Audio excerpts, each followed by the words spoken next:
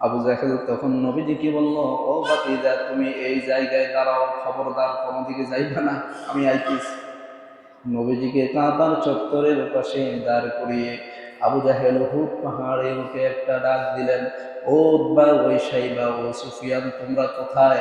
তোমাদের কর্মীদেরকে নিয়ে কাবার পাশে আসো, ঘটনা একটা বইটা গেছে। নেতা ডাক দিছে, সমস্ত কর্মীরা দৌড়াদৌড়ি করি হাজির, একেবারে সবাই হাজির। আবু জাহেল চতুর্দিকে তাকিয়ে দেখতে পেল সবাই আসছে, একটা মানুষ নাই যিনার নাম হয়েছে সাইয়েদনা আবু বকর সিদ্দিক। আবু জাহেল তখন বলল, তোমাদের মধ্যে গত কয়েক মাসের ভিতরে কেউ ফিলিস্তিন গেছনি? একজন কাফের হাত তোলা দিছে।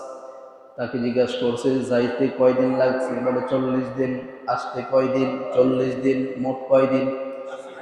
যাইতে 40, আইতে 40, মোট। মোহাম্মদ রেজিগা, মোহাম্মদ নাকি কালকে রাইতের ভিতরে ফিলিস্তিন থেকে যাইয়া আবার আইয়া বইয়া রয়েছে। নবীজি ডাক দিয়ে বললেন, চাচা, শুধু ফিলিস্তিন তো নয়, উপরের কথাগুলি তাদেরকে কেন জানান না? আমি তো শুধু ফিলিস্তিন যাই নাই, ফিলিস্তিন থেকে সপ্তম আসমান পাড়িয়ে আমি আমার আল্লাহর বাড়িতে গিয়েছিলাম। এই কথাটা তাদেরকে কম না? সবাই তখন বলে, হায় রে মুহাম্মদ, এত মিথ্যা কথা কেমনে কইতে পারো? যেখানে ফিলিস্তিন যাইতে 40 দিন, আসতে 40 দিন, এই জায়গায় তুমি এক রাতের ভিতরে কেমনে গেছো, কেমনে আইছো?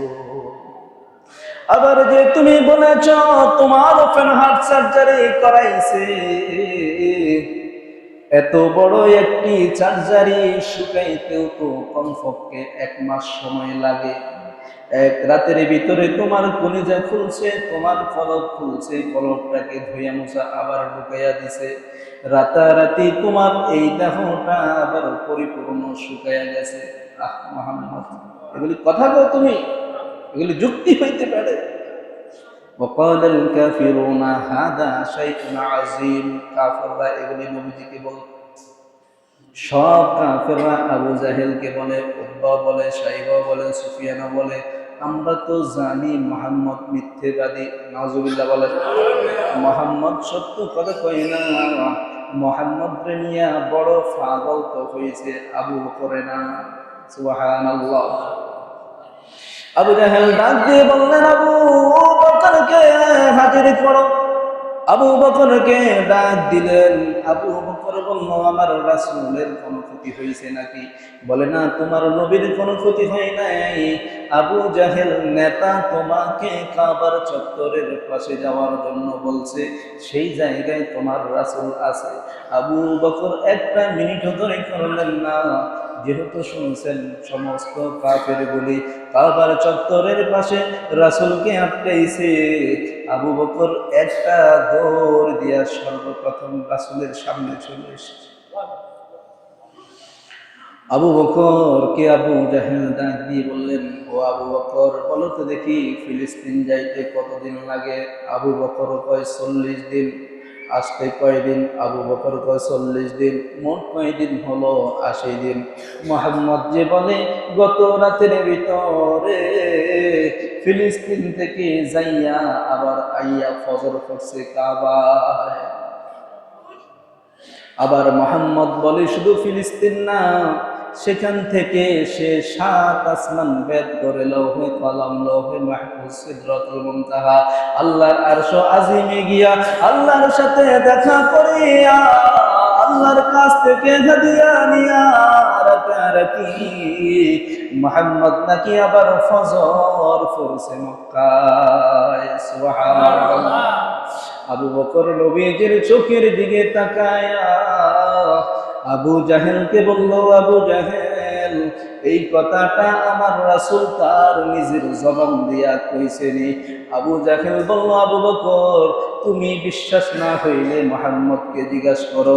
আবু বকর বলল, আমার জিজ্ঞাসা করার প্রয়োজন নাই, আমার নবী যদি তার জবানে বইলা থাকে সব কথা সত্য। সুবহানাল্লাহ।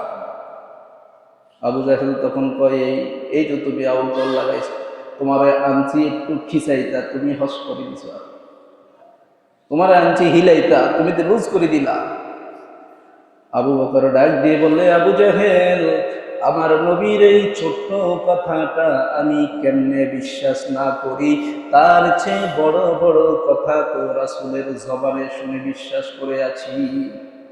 জান্নাত দেখি নাই, জাহান্নাম দেখি নাই, আমার নবী জান্নাত জাহান্নামের কথা বলেছে।